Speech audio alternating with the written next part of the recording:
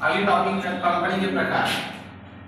Company के प्रकार को 5 आधारों बांटा गया है। एकदम इंपॉर्टेंट टॉपिक है। कंपनी के प्रकार को 5 आधारों बांटा गया है। फर्स्ट स्वामित्व के आधार पर, सेकंड दायित्व के आधार पे, थर्ड स्वामित्व के आधार पे, फोर्थ सदस्यों की संख्या के आधार पे, फिफ्थ स्थान के आधार पे। जस्ट अपोजिट चलते हैं। स्थान के आधार पे कंपनी 2 प्रकार की होती है, एक देसी कंपनी, एक विदेशी कंपनी। देसी कंपनी वह कंपनी होती है जिसकी स्थापना एवं प्रबंध एवं संचालन अपने देश द्वारा किया जाता है। वह कंपनी क्या कहलाती है? देसी कंपनी कहलाती है। विदेशी कंपनी वह कंपनी विदेशी कंपनी वह कंपनी होती है जिसकी स्थापना एवं प्रबंध एवं संचालन विदेशों द्वारा किया जाता है, विदेशी कंपनी कहलाती है। भले ही यह कंपनी अपने देश में स्थापित हो, लेकिन प्रबंध एवं संचालन विदेश द्वारा किया जाता है। इसमें कौन सी कंपनी कहलाएगी? विदेशी कंपनी कहलाएगी। सदस्यों की संख्या के आधार पर या अंशों के हस्तांतरशीलता के आधार पर। इसको 2 टॉपिक समझते हैं, सदस्यों की संख्या के आधार पर या अंशों के हस्तांतरशीलता के आधार पर। सदस्यों की संख्या के आधार पर कंपनी 2 होती है, एक निजी कंपनी, एक सार्वजनिक कंपनी। एक निजी कंपनी, एक सार्वजनिक कंपनी।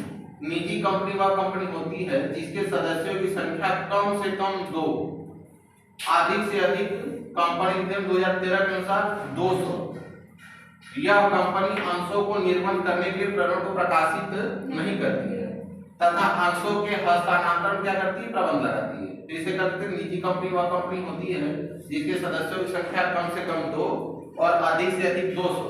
यह कंपनी अंशों को निर्माण करने के लिए प्रकरण को क्या करती है? प्रकाशित नहीं करती है तथा अंशों के हस्तांतरण क्या करती है? प्रतिबंध लगाती है।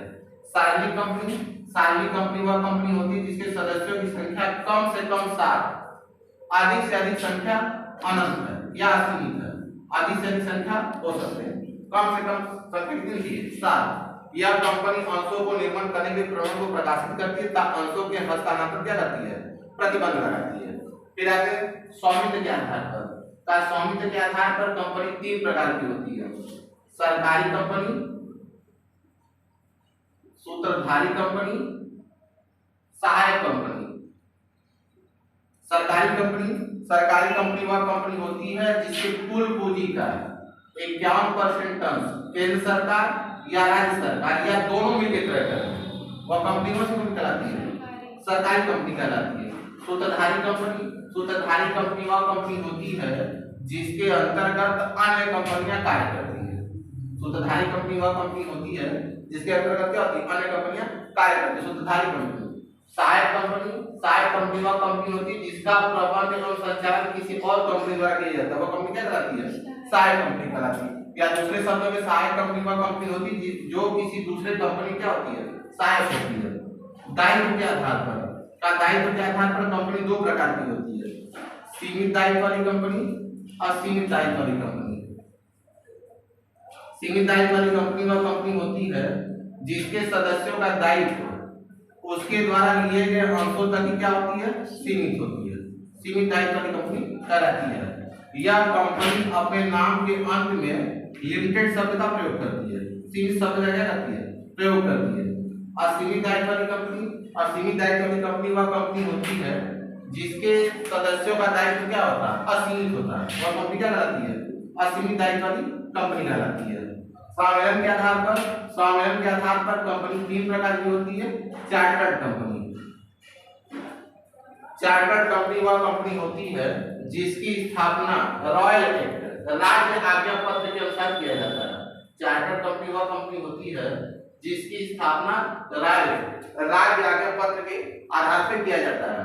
इस कंपनी की स्थापना का मेन उद्देश्य किसी क्षेत्र पर अपना अधिकार करना या सैन्य शक्ति बढ़ाना होता है। इस कंपनी की स्थापना का मेन उद्देश्य किसी क्षेत्र पर अपना अधिकार करना या सैन्य शक्ति बढ़ाना होता है। इस कंपनी का उदाहरण है ईस्ट इंडिया कंपनी, जो 16 ईस्वी में भारत में व्यापार करने के लिए आई और पूरे भारत में क्या कर लिया? अपना अधिकार कर लिया। अब इस प्रकार की कंपनी की स्थापना भारत में करने से क्या है? बंद है। दूसरी जो कंपनी हमारी वैधानिक कंपनी,